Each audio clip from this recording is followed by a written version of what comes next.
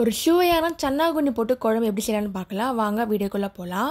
தேவையான பொருட்கள் 2 வெங்காயம், 2 தக்காளி, கருவேப்பிலை, கீரைத்தண்டு, முருங்காய், வாழைக்காய் நல்லா பொடியாக கட் பண்ணிக்கோங்க.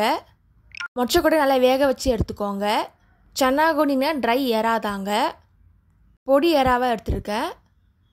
நெக்ஸ்ட்டு குழம்புக்கு புளி எடுத்துருக்கலாம். புளி நல்லா ஊற வச்சுக்கோங்க. இப்போ 3 ஸ்பூன் மிளகாத்தூள் ஆட் பண்ணிக்கலாம்.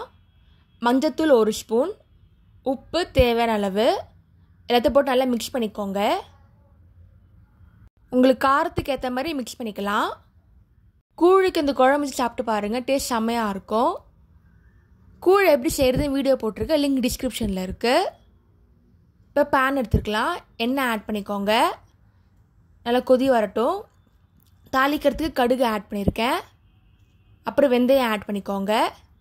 நல்லா மிக்ஸ் பண்ணிக்கோங்க. நெக்ஸ்ட்டு மிளகு ஆட் பண்ணிக்கலாம். நெக்ஸ்ட்டு வடகம் ஆட் பண்ணுறேன். 1 ஸ்பூன் அளவு இருந்தால் போதும். இது ஆப்ஷனல் தான்.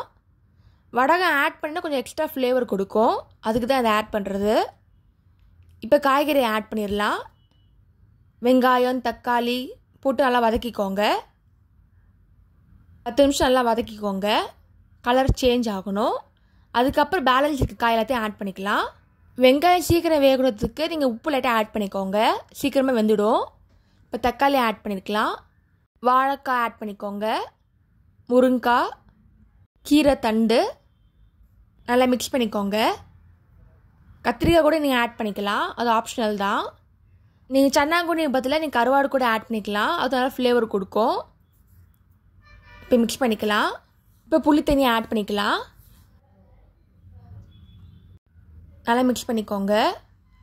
இப்போ வேக வச்ச மொச்சைக்கொட்டையை ஆட் பண்ணிக்கலாம். மொச்சைக்கொட்டை தனியாக வேக வைக்கிறதுக்கு காரணம் பார்த்தீங்கன்னா லேட் ஆகும் வேகிறதுக்கு, அதனால தனியாக வேக வைக்கிறோம். இப்போ நல்லா மிக்ஸ் பண்ணிக்கோங்க. ஒரு சுவையான சன்னாங்குண்ணி குழம்பு ரெடி ஆயிடுச்சு. நீங்களும் ட்ரை பண்ணி பார்த்துட்டு எப்படி இருக்குன்னு சொல்லுங்கள். தேங்க்ஸ் ஃபார் வாட்சிங். லைக் பண்ணுங்கள், ஷேர் பண்ணுங்கள், சப்ஸ்கிரைப் பண்ணுங்கள்.